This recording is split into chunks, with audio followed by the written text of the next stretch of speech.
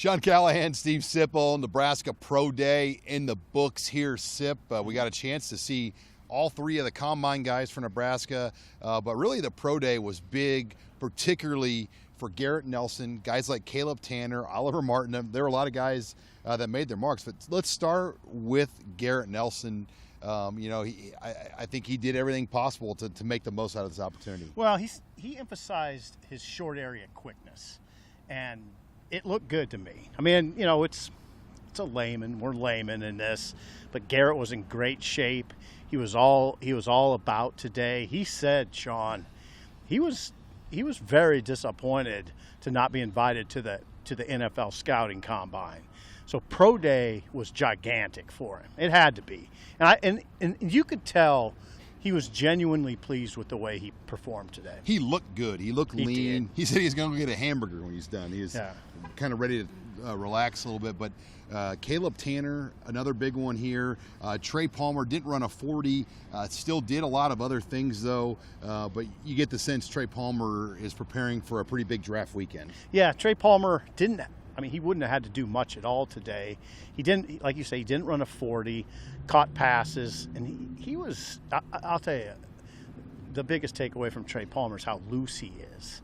Very confident. And Sean, you said from the very start when Trey Palmer arrived here, how it made it such an impression on you how confident. Most confident guy I've been around in this program that I've been around. That's interesting, and you saw that today, and you heard it from him. I mean, he wasn't nervous. He was upset he didn't run 4.2 at the combine. That was the big, He ran 4.3. He had the #1 wide receiver time at the combine, but he wanted to run 4.2. Yeah, he wasn't happy with his time at the combine. But it would have been too risky, I think, today to run a 40. No reason to. It might have been, I don't know. Tweak something. Yeah, so anyway, those two were big. Caleb Tanner looked like he had a good day to me. Again, we don't get times and measurements and all that. Well, there isn't an official time. Right. Every scout, there's 32 teams here, by the way, all 32 NFL teams. They all run their own watch. There's not an official time put out. It's teams run their own times. I watched Tanner in drills. I watched him in the linebacker drills where they move and then catch a ball and run it back like an interception. I just think he looks tremendous. So I'd be surprised if he didn't have a good day.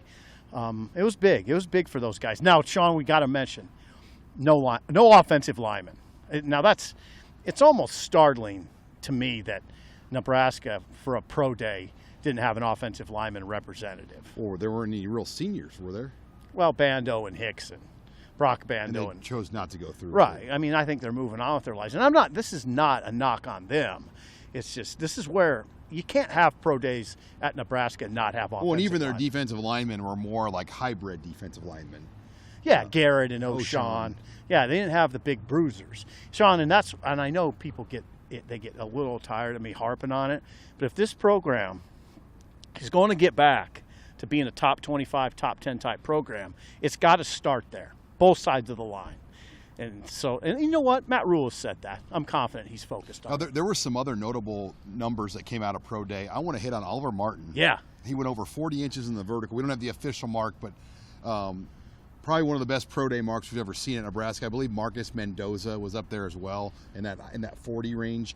But his broad jump. Wow. I just looked at my phone to make sure I had that right. Okay. 11.2 broad jump. And I've been to a lot of camps, workouts in my lifetime.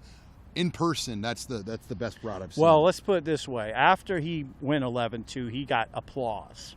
The guys applauded him. That was the only guy who got applause. You could see like the line, and he just skied over a line that nobody was even coming close to on the yard markers. Mm-hmm. There was kind of a yard marker there at maybe 10 foot. Mm-hmm. And everyone was either right at that 10-foot mark or right below it. He skied over 10 foot, obviously, to go 11.2. See, now that's the type of guy that can definitely help himself in a setting like this. Oliver Martin, who didn't wow you with numbers at Nebraska at all. Injuries, a lot of injuries. But today he definitely showed out. And again, we don't get to 40 time, but he flew. You could see it. I mean, he was moving. He had a good day. And then finally, Chancellor Brewington learned today he could have come back potentially for a 7th year. Didn't get the waiver. He had 2 injuries at Northern Arizona, his previous school, that knocked him out. But one of them was 2020. And they just said that you can't petition 2020 as an extra year. So he said he would have come back for a 7th year of eligibility due to his relationship with Javin Buda Wright, who's his cousin. So that was something he discussed, but he believes he ran 4.4s, 4.5s. Oh, he looked good. I mean, he ran really well. Sean, when he was running, I told you, he looked powerful running the 40. He's a powerful runner. That looked good. I'm not surprised he's in the 4.4, 4.5 range. Again, now he's a long shot, let's face it. 36.5-inch vertical. Yeah, he's a powerful guy. He's a long shot, but you never know. So it's just good to see those guys show up and have good days and put themselves in position to make a team. All right, wrapping up here at Pro Day. We'll have full coverage on HuskerOnline.com. Make sure you check out our site. We've got a great spring football special going on right now. Get access for 4 months to Husker Online for $10. It's a limited time spring football special. Check us out. For Steve Sipple, I'm Sean Callahan with video producer Greg Peterson.